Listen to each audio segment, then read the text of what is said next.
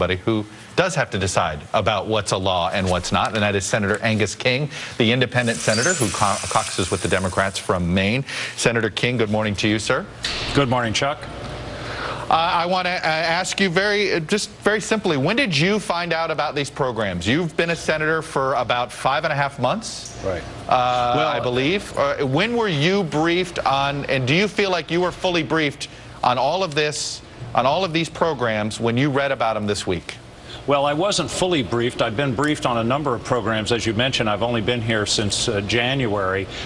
We've been looking at Syria and North Korea and satellite intelligence and a lot of different intelligence programs. I knew generally about the outlines of this program, not the details. But, Chuck, this program was just reauthorized by the Congress in December of 2012, and there was discussion about it.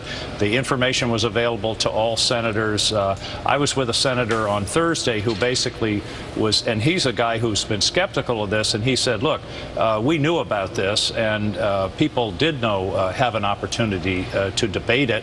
And so, I can't, as I say, I've been sort of playing catch up for the past 5 months, but I knew the outlines of it, and I certainly wasn't shocked by it. It reminds me a little of the inspector in Casablanca. I'm shocked. Yeah. Shocked to see gambling going on here. Are you comfortable with the safeguards, everything that you've been researching on this? Do you think the congressional oversight provisions that are there are real? Well, I do think they're real, and I think your guest talked about having to essentially go and get a warrant, and that's the traditional safeguard in our society, going back to the to the founding of the Constitution. There is one piece of it that bothers me, and that is the phone data that's gathered and held in the servers of the NSA. I don't necessarily think that data should be in the possession of the government. The same purpose could be solved if it's held by the company, and then when we need a warrant, we go and ask the company, okay, here's what it is. Wasn't the issue the company wasn't holding the data?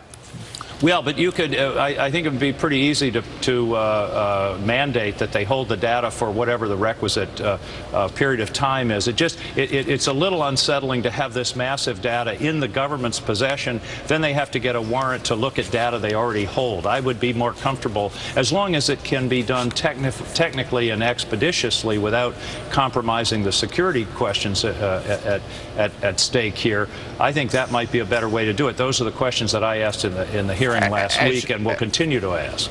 As you've been a member of the Intelligence Committee for these 5+ months, do you think the government classifies too much information? I haven't seen any evidence of that.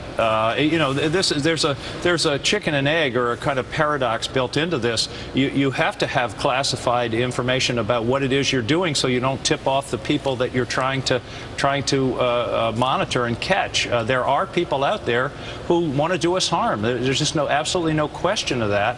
And we're making trade-offs every day. We go to the airport and we subject ourselves to our bags being searched and going through an X-ray machine because of security concerns. The question is, how far does it go, and what are the safeguards? I think generally the safeguards are there, but it's certainly worth discussing and saying, can we put in additional safeguards for privacy without at the same time compromising our security? That's a dilemma that governments have been wrestling with for 1,000 years.